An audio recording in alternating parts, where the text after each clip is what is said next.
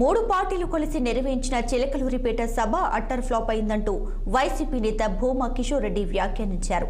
సభ జరుపుకోవడమే చేతకాని వాళ్ళు జగన్ను ఎలా ఎదుర్కొంటారని ప్రశ్నించారు. నాడు మోడీని తిట్టి నేడు పొగుడుతున్నారని తెలిపారు. 2019 ఎన్నికల్లో చంద్రబాబు నాయుడు నరేంద్ర మోడీని ఏ విధంగా తిట్టారో అందరికీ తెలుసన్నారు. భారతీయ జనతా పార్టీ జనసేన కలిసి మీటింగ్ పెట్టారు. మీరు గమనిస్తే వీళ్ళు పొత్తు గురించి మాట్లాడుతున్నారు. ఈరోజు రాష్ట్రంలో ఏదో పెద్ద పెను మార్పులు వస్తున్నాయని చెప్పేసి నిన్న మీటింగ్ పెట్టామని చెప్పేసి ఈ మీటింగ్తో ఏదో పెద్ద మార్పు జరగబోతుందని చెప్పి పెట్టారు.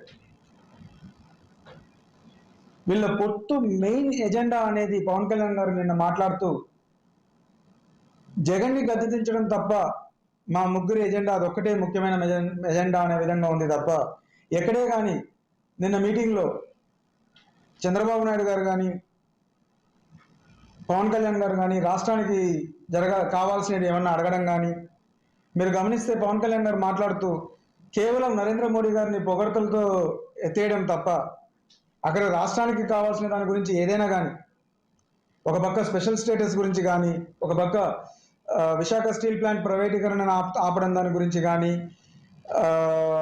కడప స్టీల్ ప్లాంట్ గురించి కానీ ఏదైనా కానీ ఆంధ్రప్రదేశ్ డెవలప్మెంట్ గురించి మేము పొత్తు పెట్టుకుంటున్నాము, ఆంధ్రప్రదేశ్ బాగుపడాలని దృష్టిలో పొత్తు పెట్టుకుంటున్నామని ఎక్కడైనా ఒక మాటన్నా మాట్లాడారా?